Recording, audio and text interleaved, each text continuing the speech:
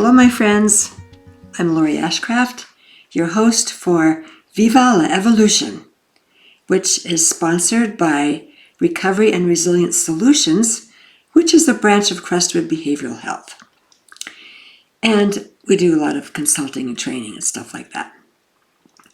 And today we have Edye Schwartz with us. And Edye is an amazing woman. I've known her for years, admired her for years.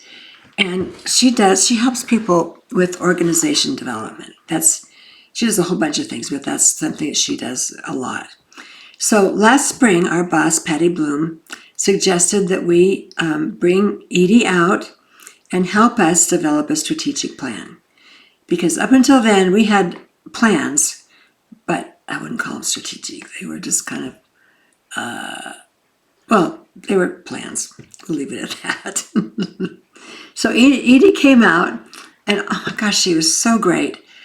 We developed a plan that we still use. I mean, we use it every week. We refer to that plan. We have a whole accountability process she helped us with. So we stay on track with it. It's been very helpful. So she came out, and while she was here, we did a recording, knowing that we were going to be doing podcasts. So what I'm going to show you today is a pre-recorded interview with Edye, talking about organizational change, bringing in a whole lot of different elements that create a wonderful bridge for us to start talking about leadership, which we'll do next week. So in your mind now, get ready to be with Edye. But let me just move ahead a little bit and tell you that once Edye builds this bridge, we're going to be spending 3 or 4 weeks on leadership. We've got a lot to say about leadership. And so it's such an important element. So here we go. Edye Schwartz coming up. So Edye, it's such a pleasure to have you join us. And so thank you so much for being willing to take time to share your wisdom and your experience with us. I know you've had a wonderful full career and made a big difference in the behavioral health field. And one of the areas that you've had the most impact has been organizational change. So I'm hoping today you can share some of your wisdom with us around organizational change. And just start wherever you want to start. And I hope it's okay for me to interrupt you now and then with a question. Absolutely. Okay, so just start with what seems most important to share with us and our audience around organizational change. Sure. Well, first, thanks for asking me. It's really a pleasure and a privilege to sit here and speak with you. You're someone I've been speaking to and reading your articles and books for years, and are a real champion for our community and our cause. And it is my honor to be here with you. Thank you. So, thank you. So it's a good mutual admiration society it is that today. Indeed. So I have been working in organizational change for many, many years, and it started years and years ago. I'm a licensed clinical social worker by trade and profession, and I moved into administration very early. And when I heard Patricia Deegan and Bill Anthony speak in the late 80s about recovery, it was as if a bolt of lightning had come out of the sky and began my direction towards realizing that organizations needed to be able to provide services that allowed people to feel empowered and to recover and get back the life that they so deserve and can get. But that as administrators and leaders, it was our responsibility to figure out how to move our staff and our organizations to allow for that. And so I began to explore how we begin to do those things. And I had a number of jobs in the earlier years and a number of learning experiences that allowed me to experiment and learn how to do it. Because one of the things I feel really strongly about is that our philosophy is great. But the most important thing at the end of the day is that we take the philosophy and we operationalize it. Right. And we create something so that someone can go out tomorrow morning and make a change that's going to make a difference in someone's life. That's the key, isn't it? It's change. And you and I were having a conversation earlier about being girls from the 60s. You know, and something happened in the 60s to us girls, and I guess to the guys too, that you just don't get over. And it has to do with, if things need to change, we need to step up. Yep. And that was just inherent in our growing up process. It's true. And I think that, I guess every generation feels that they benefited somewhat from the goings on in that time. But I really do feel that that period, you know, of that tumultuous period shaped me into wanting to be someone who makes the change possible rather than sits back and complains about it. Yes. And for me, this change in behavioral health became something that that was a driving force. A passion. Yes, a passion. You know, we've talked also about the why that we do things. Yes. And I think the why for us who are passionate about this is to, you know, it may sound trite, but it's to make the world a better place. And oftentimes it's to make the world a better place than maybe the one we grew up in. And I think, again, the issue for me is that we can do it as managers. I've worked for government, I've worked for counties, I've been a CEO, and I've been a trainer and a person who offers technical assistance. And it's an opportunity to help people to want to make that change if they're not there yet. You know, you called yourself a manager. You keep calling yourself a manager. And I keep thinking, you're not a manager. You're an inspirer. Well, you know, there's a whole training I do on the difference between management and leadership. And I think that oftentimes we're both. Yes. And I do, thank you for that lovely comment, but I think that change happens when we are inspired. And there are many different kinds of leaders. There's the kind that, that lead through inspiration. There's the visionary thinkers. And all those are important. But what's most important is to know who you are and then surround yourself by the people who do what you don't do. So if you're a visionary leader, but you're not very good at operations, then hire a COO who can do operations. Right. You know, if you're the operations CEO, then hire a visionary COO. Yes. So I think that a leader without being a manager and a manager without being a leader doesn't work as well. No. So yeah, so but I do confuse myself sometimes. So you're right there.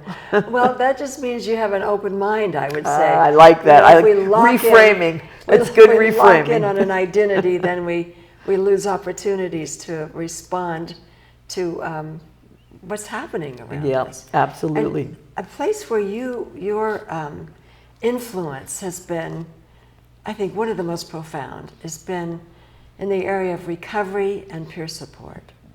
Can you speak a little bit about the work you've done in that area and maybe bring it back to what you've helped organizations do in those Sure, areas? I'd love to, because that's the very crux of the issue. Yeah. I think that peer support is finally coming into a much more accepted and expected service for traditional organizations to embrace. And I still think, although we've come a long way, we have a long way to go. And part of it is that we all need to be better educated about the power of peer support.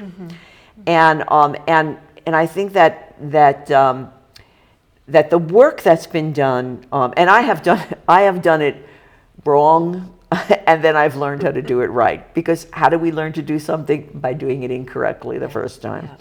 And so I think that transformation of organizational culture, that's what I'm going to bring it back to, becomes really important. I have worked with a number of organizations that have embraced peer support and brought in peers to work in their traditional organizations. But they didn't change their culture. That's correct. Didn't work. And then when they have 10 resignations within a year of the peer supporters, they wonder why. Yeah. And when we get in there and take a real look-see, and again, I'm not pointing fingers. This is a huge change. I didn't go to school, and I was not taught in school that people recover, that other people with behavioral health challenges should work as peer supporters. These are not things we learn as professionals. And so if we don't believe that people with serious behavioral health challenges can actually recover and have a life, then how can we believe in peer support? We can't. We can't. We can't. And you know what I find is that people, I mean, you can talk about recovery, you can teach it, but they need to see it. Yes. They need to see a person who wasn't recovered recover. And then they get it. Right. So the challenge, I think, in training and influencing is creating opportunities for people to see that. Hard to do. Absolutely. You know, the Center for Psychiatric Rehabilitation at Boston University created ages ago tools to assess an individual's readiness to change. Right. Yes. And I find, because of my belief that organizations are living, breathing things, that you could use any clinical tool to assess your organization. So when I became CEO of the organization that I ran, I did an assessment with people of their readiness to move over to a recovery-oriented organization. Was this the staff or the people? It customers? was both. Oh, Because cool. the participants were not used to it either. Right. And they had learned helplessness, some. Yeah. Some were fighting that and wanted to be in a place that they felt empowered. Those were the people who dropped out and didn't come, and came to one session and didn't come back. Yeah. And some staff embraced this immediately. Some staff didn't. But this assessment allowed me to see where we were. And one of the categories was an awareness of possibilities and also a kind of motivation and a belief that this change would make a difference. Yes. And one of the things we did was bring peer leaders in. Yes, perfect. To talk about what it was like, and bringing people in who are at a different level of their recovery than maybe the participants of our organization. So that our staff, who had never seen this before, could see where people with behavioral health challenges could get to. Yes. And that belief began to grow and grow and grow. And that was the assessment phase. For the actual learning phase, and by the way, when you assess someone as low in readiness, you can increase that by doing these kinds of things. I don't want to break your train of thought That's there, okay. but I can't help but say, when I first started, I would look at people, you're using the word readiness, I would see resistors and resonators. And the resonators were ready to go. Yep. And I could pull them in right away. The resistors would come along. I don't know if you found this, but I would find resistors sometimes became the strongest advocates. Yes. Because they came from such a polarized position. I agree. And then the energy of the change catapulted them beyond the people who were already there. Yeah, and you know why I find? Not because they're just resistant to what you want, but because they're not ready and they don't know that there's an option. Right. So if they hear an option and see an option, all of a sudden that resistance falls away. Yes. And isn't that the very basis of some of our clinical interventions?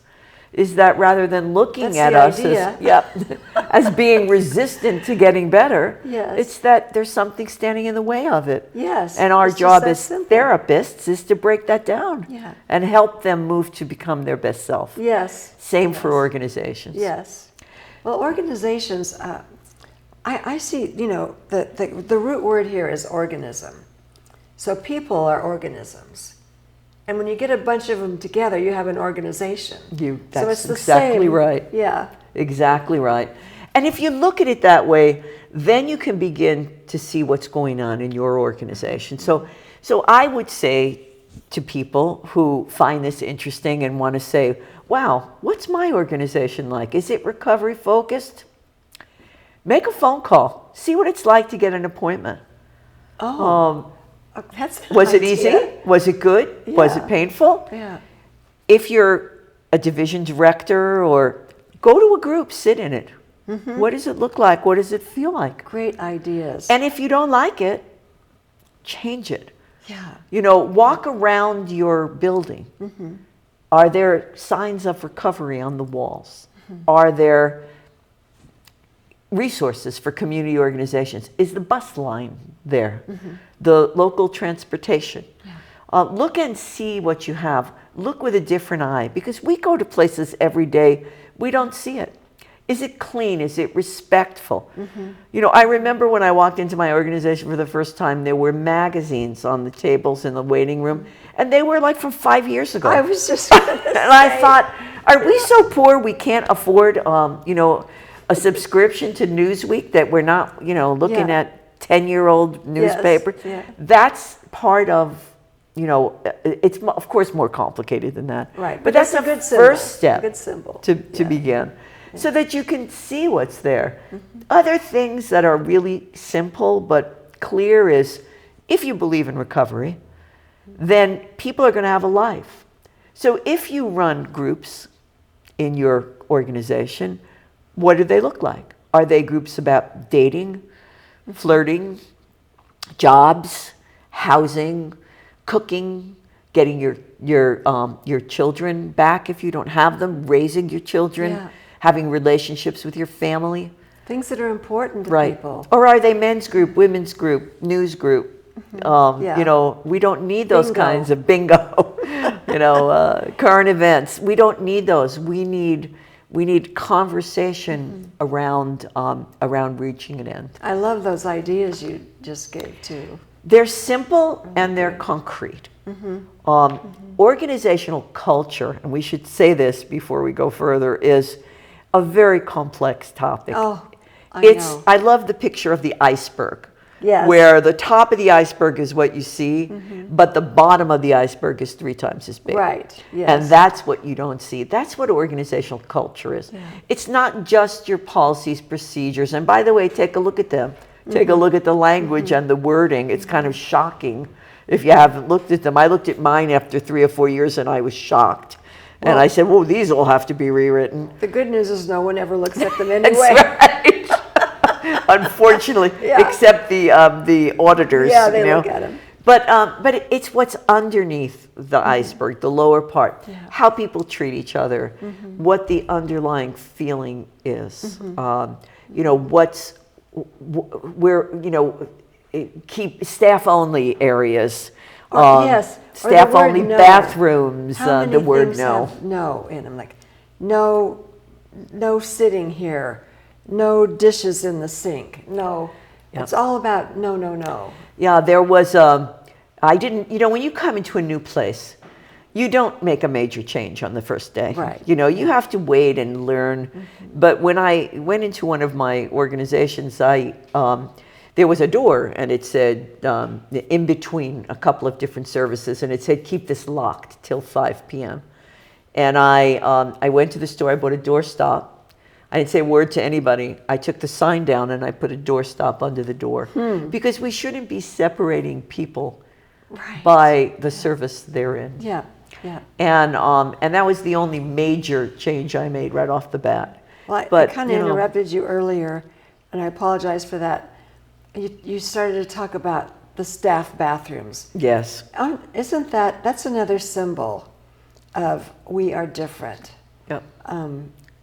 And it's an artificial separation. It is. That says so much. So much. Like, yeah. It says so much. These little things are the things we need to look at as leaders and as administrators and managers. These small things are are more than microaggressions. They you know, are. They are. Yeah. And I think that they're easy to fix. Yeah. Things, and the wording, things like, how do you get into a service? How do you, when do you get out of a service? How much input do you have in deciding how you're going to do things? Okay, you just said a whole lot right there. So if I'm coming in to a program, I'm going to kind of restate what you said. I need to know what the program is. And a lot of times we just say, go there. We don't say, here's what you can expect of them. Here's what they're going to expect of you. And then we never tell them how to get out.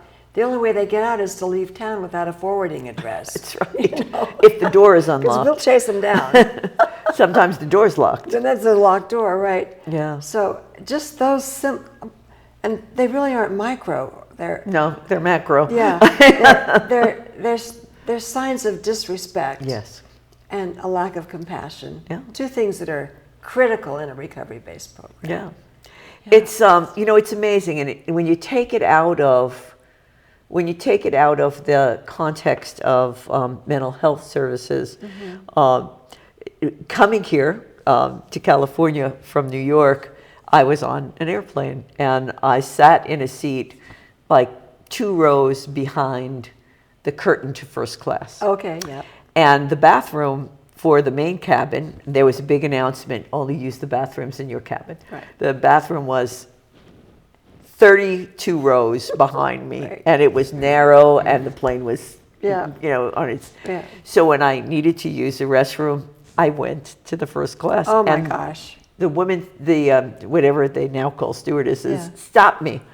And I said to her, really, it's a bathroom.